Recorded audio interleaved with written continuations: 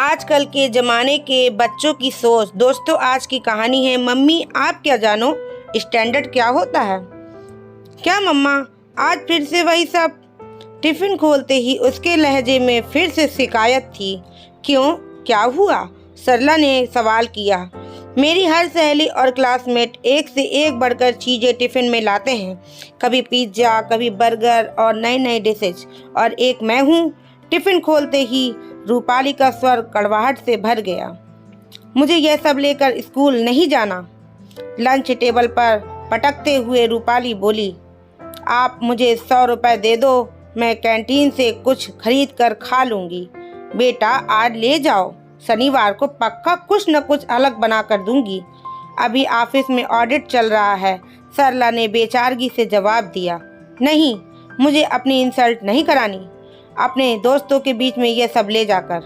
सब लोग रोज़ अलग अलग चीज़ें लाते हैं और पॉकेट मनी भी, और एक मैं हूँ, मुझे ही नमूना बना कर रखा है अपने। रूपाली ने गुस्सा होते हुए कहा। सरला की आंखें बढ़ती बेटी के हंस से ऊंचे स्वर से छलछला उठीं।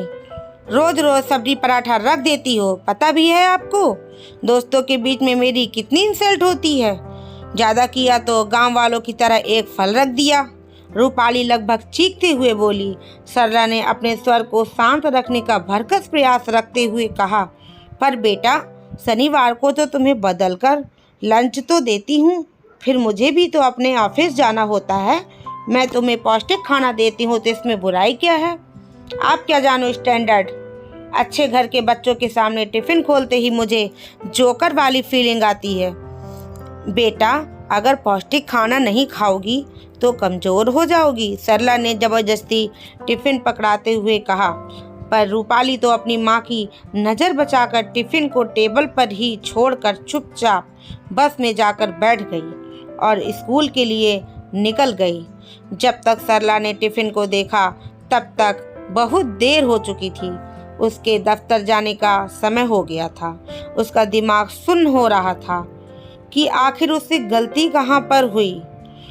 रह रहकर वह उस दिन को कोस रही थी जब उसने और रूपाली के पापा ने स्कूल बदलने का निर्णय लिया था। विपुल, उसके पति, दूसरे शहर में शिक्षक थे और बहुत सुबह ही उनको रेल से दूसरे शहर नौकरी करने के लिए जाना पड़ता था। सरला एक ऑफिस में क्लर्क थी। सब कुछ बेहद अच्छे से चल रहा था। रूपाली उनकी एकमात्र संतान थी। विपुल और सरला का एकमात्र सपना था कि उनकी संतान एक शहर के सबसे अच्छे और बड़े स्कूल में पढ़े। दोनों पति पत्नी अपनी बेटी को शहर के सबसे अच्छे स्कूल में पढ़ाने के सपने देखते रहते और भगवान ने उनकी सुन भी ली। संयोग से रूपाली ने उच्च विद्यालय की 11वीं कक्षा की प्रवेश परीक्षा पास कर ली तो विपुल ने 2-4 लोगों से जान पहचान कर सिफारिश लगाकर अपनी बेटी का एडमिशन उस स्कूल में करा दिया। अब वह दोनों तो लंबे लंबे खर्चों के दायरे में आ गए थे।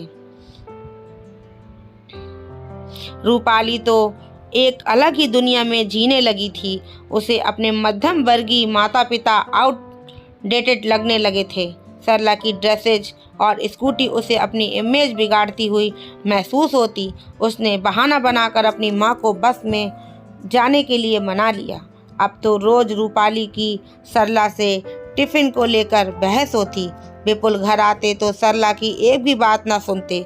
उनके आंखों में तो बेटी की अच्छी रिजल्ट की पट्टी चढ़ी हुई थी। क्षमता से ज़्यादा खर्च और प्यार दुलार ने रूपाली को बिगाड़ दिया था और उद्दंड भी बना दिया था। ऊपर से साथ के सहपाठियों ने करेले पर नीम चढ़ाने में इफाजा कर दिया। जब सरला ने ऑफिस जाने के लिए अपना पर्स खोला तो उसकी आंखें आश्चर्य से फटी रह गई। उस पर्स में रखे हुए रुपए कम थे और पर्स का जिप भी खुला हुआ था। सरला इस अतिरिक्त चोट को सहने के लिए तैयार न थी। वह तो समझ रही थी कि विपुल उसका पर्स छूते हैं, लेकिन यह तो उसकी लाडली बिटिया का कमाल था। एक तो उसकी बेटी से उसकी सुबह सुबह ही बहस हुई थी, ऊपर से यह घटना। उससे तो कुछ खाया भी नहीं जा रहा था। गेट पर ताला लगाकर खराब मन और रूधे हुए गले से उसने टैक्सी रोकी और बेमन से ऑफिस की तरफ निकल गई।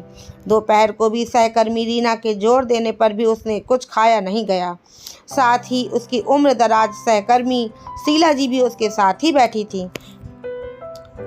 उनसे वह अक्सर अपने मन की बात कर लेती थी, लेकिन आज वह उनसे भी नजरें चुरा रही थी। पर शीला जी की अनुभवी आंखों ने उसके मन की स्थिति और आंखों की परेशानी को भांप लिया। उन्होंने उसका हाथ अपने हाथ में लेकर ममता भरी दृष्टि से प्यार से पूछा, क्या मैं तुम्हारी कुछ मदद कर सकती हूँ? तुम अपनी परेशानी मुझसे बता सकती हो, शायद मैं तुम्हारी कुछ मदद कर पाऊँ।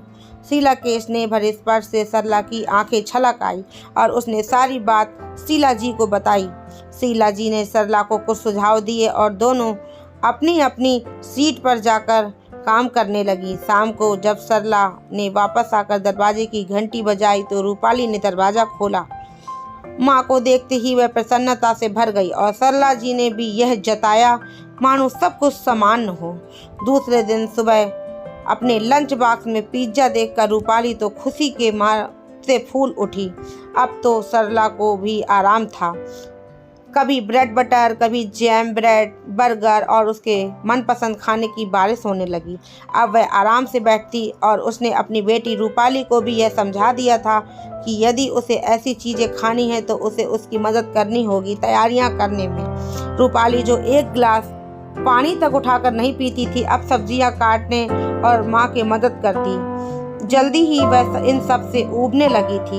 अब जब कभी भी रूपाली अपने माँ से घर का खाना बनाने की फरमाइश करती तो सरला कोई न कोई बहाना बना देती और अपने लिए उसकी नापसंद की चीज़ें बनाती। अब रूपाली जिन चीज़ों के लिए अपनी माँ सरला से झगड़ा करती थी, अब वह उन्हीं चीज़ों से ऊबने लगी थी। पर सरला भी अपनी तटस्थता धारण किए रही। इधर सरला ने एक और बहुत बड़ा कदम उठाया। उसने रूपाली को सारे पैसे थमाकर कहा, आजकल मैं थोड़ा बोलने लगी हूँ और तुम इतनी बड़ी हो चुकी हो कि इन पैसों को संभाल सको, तो जब मैं जितना बताऊं उतना निकाल कर दे दिया करना और लिखित हिसाब भी दे दिया करना। थोड़ी सी नानुकर के बाद रूपाली तैयार हो गई। अब सरला तो आराम से सब काम करने लगी, पर रूपाली की नींदें हराम हो गई। उसे समझ में आने लगा था कि उसके मम्मी पापा अपनी क्षमता से ज़्यादा उसके ऊपर खर्च कर रहे हैं। अब पैसों की चोरी भी रुक गई थी और सारा हिसाब रूपाली को देना पड़ता था। कैंटीन की पार्टियां भी कम हो गई थीं। कुछ ही दिनों में उसे बहुत कुछ समझ में आ गया था, पर कहे तो कहे किससे। रविवार को सब घर पर ही होते थे। रूपाली की इच्छा पिज्ज़ा खाने की हुई तो वह सरला से अनुमति लेकर अलमारी तक गई और वहां से चिंतित स्थिति में वापस लौट आई। सरला ने पूछा, क्या हुआ? वो मम्मी, 2000 रुपये कम हैं। कल तो नोट पर्स में ही था, उसने रोते हुए कहा और धम्म से बिस्तर पर बैठ गई। अभी तो मेरी एक्स्ट्रा क्लास की फीस देना भी बाकी था और ये खर्चे भी रह गए थे। अब कैसे होगा यह सब? उसने चिंता जताई। विपुल भी नाराज होते हुए बोले, क्या जरूरत थी उसे अपने सारे पैसे थमाने की? सरला ने कोई जवाब नहीं दिया। उसने तो जैसे मौन धारण कर लिया था। विपुल से उसकी बातचीत ना के बराबर चल रही थी।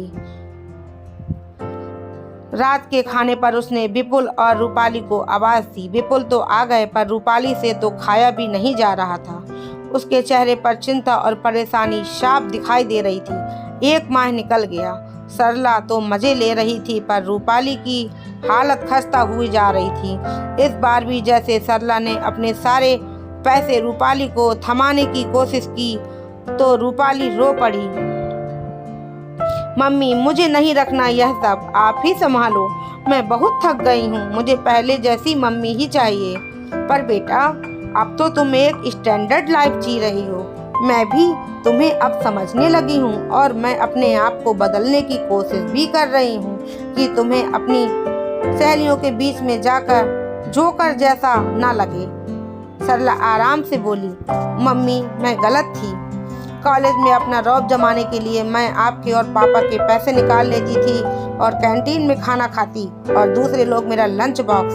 मुझे पूरे महीने जंक फूड ले जाने के बाद समझ में आया कि आप नौकरी करते हुए भी मेरे लिए जो मेहनत से इतना पौष्टिक भोजन बनाती थी वह दूसरे बच्चों को नहीं मिलता। रूपाली ने अपनी बात रुक रुक कर पूरी की। पर अब तो तुम्हें खुश होना चाहिए, मैंने कहा। सरला ने कहा, मुझसे जब से पैसे खोए हैं तब से ठीक से सो भी नहीं पाती। अब मुझे समझ में आता है कि आपको आए दिन कैसा लगता होगा। रूपाली ने नज़रें झुकाकर शर्मिंदगी से कहा, आई एम सॉरी मम्मी, आगे से ऐसा नहीं होगा। सरला ने आगे और परीक्षा ना लेते हुए उसे प्यार से अपने पास बैठाकर समझाया, बेटा स्टैंडर्ड किसी की नकल में नहीं, खुद को गलत रास्ते में जाने से बचने में है। मैं तुम्हारे स्वास्थ्य को ध्यान में रखकर मेहनत करके तुम्हारे लिए लंच बनाती थी ताकि तुम्हें पौष्टिक भोजन मिले और तुम दूसरे बच्चों की तरह बीमार ना हो। मैंने तुम्हें बहुत मुश्किल से पाया है और तुम्हारे जैसे बच्चों को हेल्दी रहना बहुत ज़रूरी है। आज रूपाली अपनी माँ की हर बात को सुन भी रही थी और अच्छे से समझ भी रही थी। आपने मुझे माफ़ कर दिया ना मम्मी? इस बार उसने फिर बेयकीनी से सरला से पूछा, एक शर्त पर, तुम्हें अपने तौर तरीके बदलने होंगे क्योंकि लोग तुम्हें पहले सुनेंगे, मार्कशीट को नहीं। सरला ने शब्दों को चबाते हुए सख्ती से कहा। श्योर, उसने गले लगकर कहा तो सरला ने भी उसे आसानी से माफ़ कर दिया। मम्मी, वह 2000 रुपये, रूपाली ने दोबारा प्रश्न किया। भूल जाओ उन पैसों को। अगर मेरी बेटी इस घटना से कुछ सीख लेती है तो यह मेरे लिए घाटे का सौदा नहीं, लेकिन यह गलती दोबारा नहीं होनी चाहिए। आप मेरे ऊपर भरोसा कर सकती हैं मम्मी, रूपाली ने कहा। शाम को दाल चावल खाऊंगी आपके हाथ से, रूपाली ने कहा। सरला ने कहा, ठीक है, बना दूंगी। और स्टैंडर्ड वाला खाना, सरला ने उसे चिढ़ाते हुए कहा। उसकी तरफ तो साल भर देखूंगी भी नहीं। इतना कह रूपाली किचन में चाय बनाने चली गई और सरला उसके चेहरे पर बेटी के संभलने का सुकून था और मन ही मन मुस्कुराकर शीला जी को धन्यवाद दे रही थी। दोस्तों, आपको मेरी कहानी कैसी लगी? अगर मेरी आपको कहानी थोड़ी सी भी पसंद आई हो तो प्लीज़ मेरे चैनल को सब्सक्राइब करिए, लाइक करिए, शेयर करिए और कमेंट में बताइए कि आपको मेरी कहानी कैसी लगी।